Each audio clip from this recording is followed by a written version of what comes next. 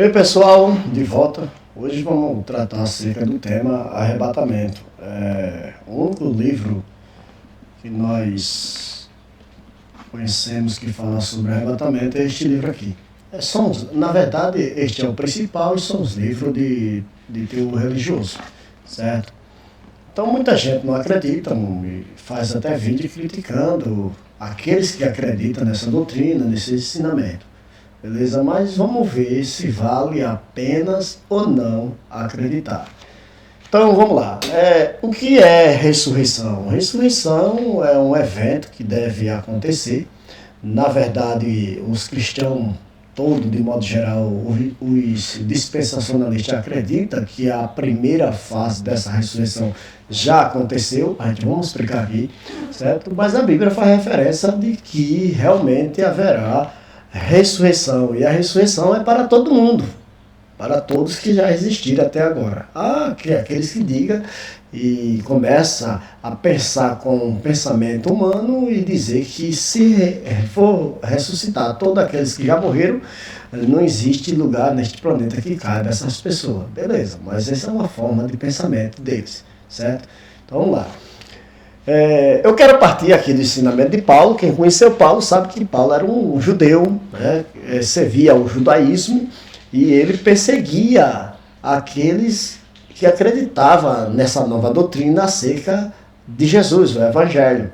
E ele começou a perseguir esse povo, pediu carta de liberação para que pudesse perseguir, trazer preso e até mesmo assassinar alguns que acreditavam naquilo ali, como o próprio Estevão, que está registrado aqui no livro de Atos dos Apóstolos. E Paulo, em uma dessas suas viagens de perseguições, ele teve um encontro com a luz e ele identificou uma voz que seria de Jesus quando falou com ele, dizendo: Paulo, a quem te persegue, Paulo? Quer dar murro em aguilhões, em ponta de faca? E ele caiu praticamente cego, e houve um milagre ali de um rapaz chamado Ananias, que teve que orar por ele, para que ele pudesse voltar a ver. E daí as pessoas começam a atribuir que ele tinha um problema, que orava a Deus constantemente, e Deus disse que não ia curar, que a graça dele já bastava, e as pessoas atribuem a um problema no olho devido a esse encontro que ele teve com o Senhor. Mas não é o assunto principal. O que a gente quer falar aqui é sobre a ressurreição. Então Paulo, depois de convertido ao Evangelho, ele saiu pregando esse mesmo Evangelho e fez algumas viagens missionárias.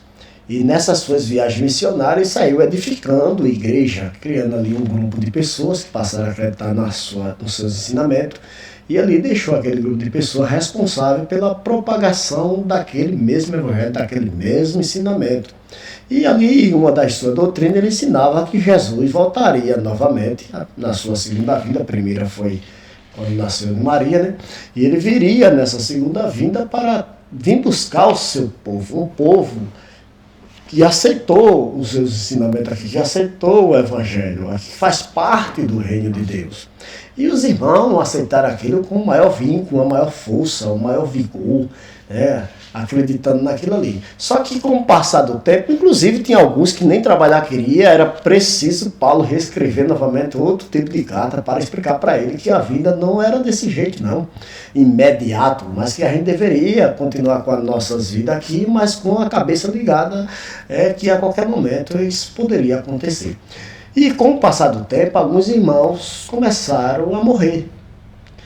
E quando esses irmãos começaram a morrer, surgiu ali um zum, dentro daquela comunidade, daquele grupo que tinha aceitado e estava esperando a redenção, estava esperando essa vinda gloriosa que iriam tirar deste planeta, porque você sabe que a Terra aqui, eu não vou dizer o planeta, mas os nossos governantes, aqueles que se dizem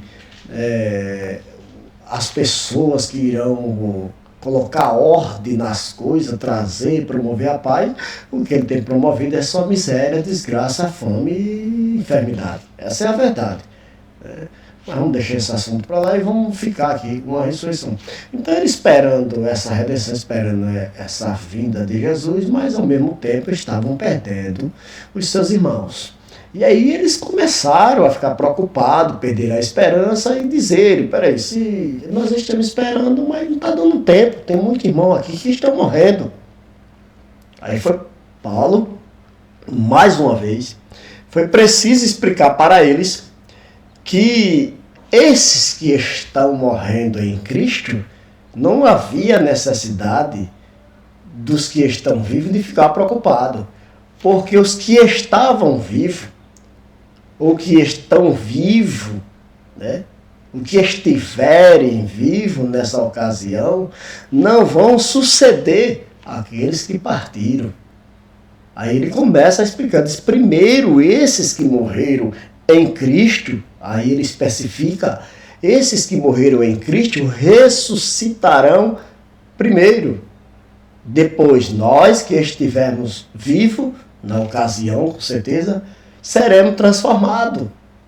E junto com os que ressuscitaram, subiremos para o encontro do Senhor nos ares. É assim que está escrito. E essa doutrina tem alimentado o coração das pessoas há décadas. E até hoje continua fazendo o mesmo efeito. Certo? Então, os irmãos estavam perdendo a esperança. Então, a ressurreição, esse ensinamento, essa doutrina, é uma doutrina que traz esperança ao coração do ser humano. Certo? Porque não vamos abrir mais um novo assunto neste vídeo, porque se você for analisar direitinho, seria um Deus injusto criar tantas as pessoas e de repente a pessoa tem uma vida curta aqui, né, tão longa, morrer e ficar por isso mesmo. Não, Deus tem um projeto e com certeza nem todo mundo acredita, eu acredito, o projeto é isso aí, de uma ressurreição. Certo? Então Paulo teve que explicar para que ele pudesse reavivar novamente a esperança dos seus corações e continuar com a sua peleja aqui na terra. Se por acaso ele não alcançasse, de fato não alcançaram esta segunda vida, não se preocupasse não, que mesmo morrendo, eles irão ressuscitar para se encontrar com o Senhor. Paulo falou isso, mas o profeta Daniel, que falou acerca até da vinda do Filho do Homem, muitos anos atrás dele vir, e também falou do anticristo que irá aparecer, um homem que vai se levantar tudo e sobre tudo aquilo que se chama Deus, certo? Ele também fala sobre isso aí. Esse mesmo profeta também falou sobre a ressurreição. No capítulo 12, no último capítulo, pelo menos nessa Bíblia aqui é o último capítulo, existe uma outra Bíblia aqui que ele tem até o capítulo 13, né? Mas diz que, no versículo 2, diz que muitos dos que dormem no pó da terra ressuscitarão. Muitos dos que morrem no pó da terra.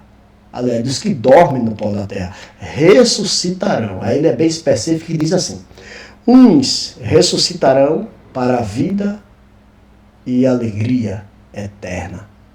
Outros ressuscitarão para desprezo e vergonha eterna. Aí eu pergunto para vocês, quem seriam essas pessoas que irão ressuscitar, que estão mortos, vai vir a vida e uma vida de alegria, de paz, de prazer. Quem são esses? E esse outro grupo que ele está mencionando aqui, dizendo que vão ressuscitar para uma vida, mas não é uma vida de prazer, de gozo, é uma vida de vergonha, de desprezo eterno. Quem são esses? Então Paulo ele é bem específico e divide aí, mostra que existe duas ressurreições.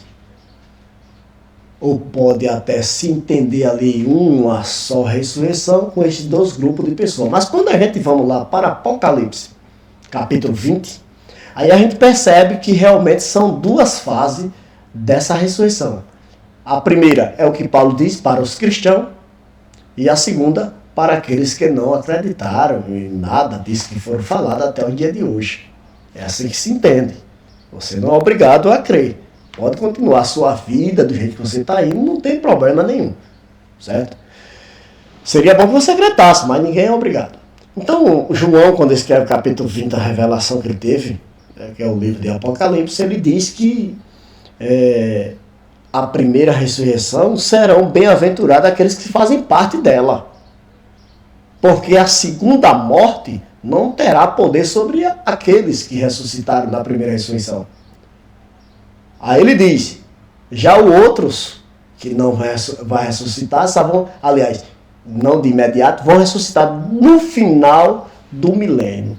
Aí é por isso que eu peço a vocês que assistam aos vídeos anteriores, porque lá nós temos vídeo falando sobre a grande tribulação, e cada ponto de vista de cada grupo, o que eles defendem, e também acerca do milênio também.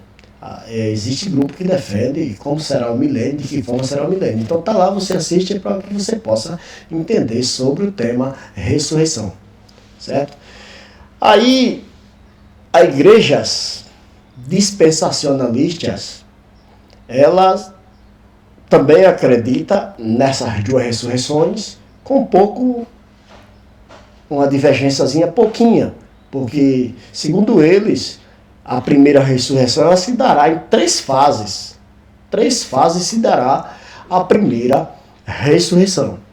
Uma já se cumpriu, que foi a primeira fase, que é atribuída a Cristo, quando ele ressuscitou.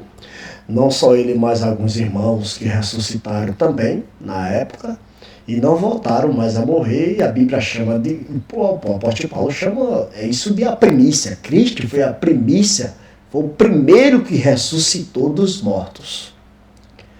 Essa é a primeira fase. A segunda fase são aqueles, nos entendimentos deles, são aqueles que irão ressuscitar nesta segunda fase para se encontrar com Jesus, que é justamente quando acontecerá o arrebatamento da igreja, que é um outro tema que pretendemos gravar futuramente. Então, essa se dará a segunda fase daqueles que morreram em Cristo. A terceira fase da primeira ressurreição são os que vão morrer durante a grande tribulação. Na grande tribulação vai morrer muita gente. Está escrito na Bíblia Sagrada. Então, aqueles que morrerem na grande tribulação, eles também irão ressuscitar, irão fazer parte desta primeira ressurreição para também herdar a vida eterna. Então, a igreja, ela vê essas 3 fases na primeira ressurreição e vê uma fase só na segunda ressurreição, que é a ressurreição de todos aqueles que não entregaram a sua vida a Cristo, não acreditaram em nada, desconsideraram esse tipo de ensinamento, beleza? Mas aí eu faço uma pergunta a vocês. Vocês estão certos de não acreditar, e nós estamos certos de acreditarmos.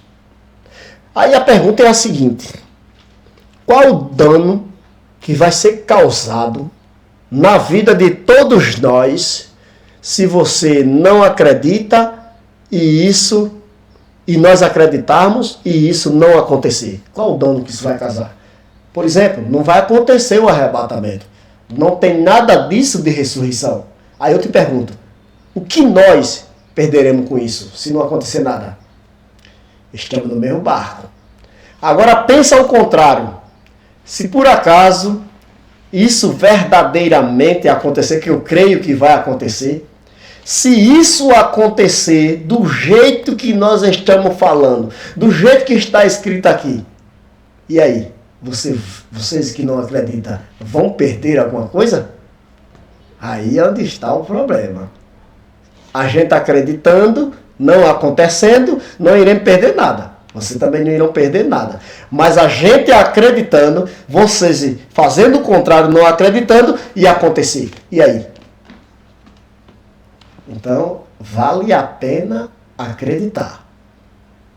Porque o acreditar não traz nenhum prejuízo.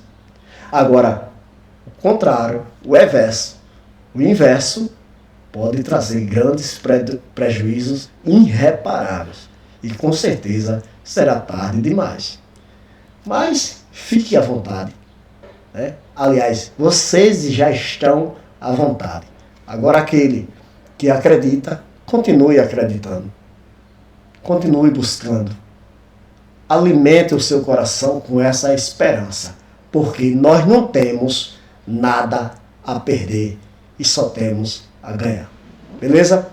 Até o próximo vídeo. Siga aí se quiser seguir, siga aí, se inscreva se quiser, se não quiser também não tem problema, então somente assista ao vídeo e faça seu comentário também se você quiser No entanto, o nosso objetivo é trazer uma palavra de esperança ao teu coração. E até a próxima, e fique com Deus.